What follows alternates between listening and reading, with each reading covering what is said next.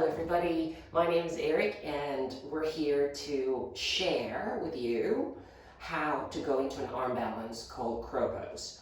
Crow pose is actually one of the arm balances that provides a gateway for you to start learning arm balances in yoga.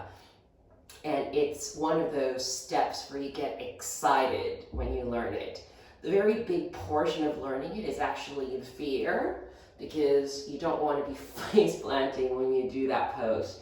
So we will have a few options for you to choose from and see which ones are effective for you ideally. So let's start, shall we? Most transitions from crow pose would start from chair pose, so we will get into that now.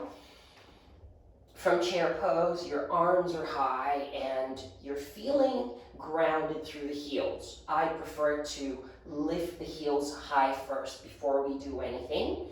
Feel the weight onto your toes and slowly descend the hips down. Once your hips are close to your heels, it depends on how your ankles are and how flexible you are really. Bring the hands down towards the floor. You want your hands to be shoulder width distance apart, as wide as they want to go with a space in the fingertips, but evenly space them out. You'll start with the very first version that I'm going to teach you today.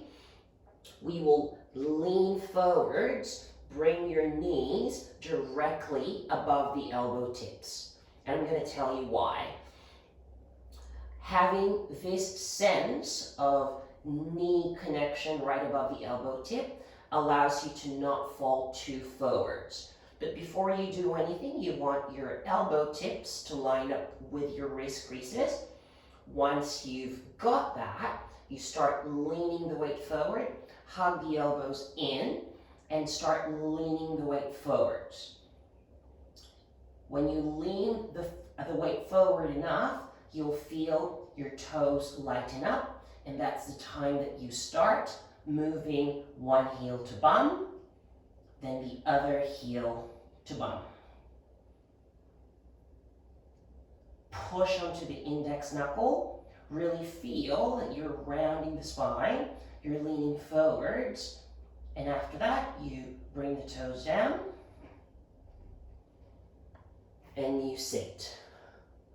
Most people would prefer to just have that trial and error thing where they just go and lean forward and drop back. The main thing is to balance the center of your weight to where your wrist and your elbow tips are. So if your elbow tips are too more forwards than your wrist, it's going to be hard to balance. If your elbow tips are too far back, it's going to be very hard to lean forwards. So do that first. When you've given yourself that time to know the crow pose and you're able to get maybe a little bit of 5 to 10 seconds at a time, you can try moving the knee right above the tricep or towards the armpit. It's the same setup basically. You'll just have to bring your knees as close to the knee. No, knees as close to your triceps. Then you lean forward, hug the elbows the same way, and you bring the toes up.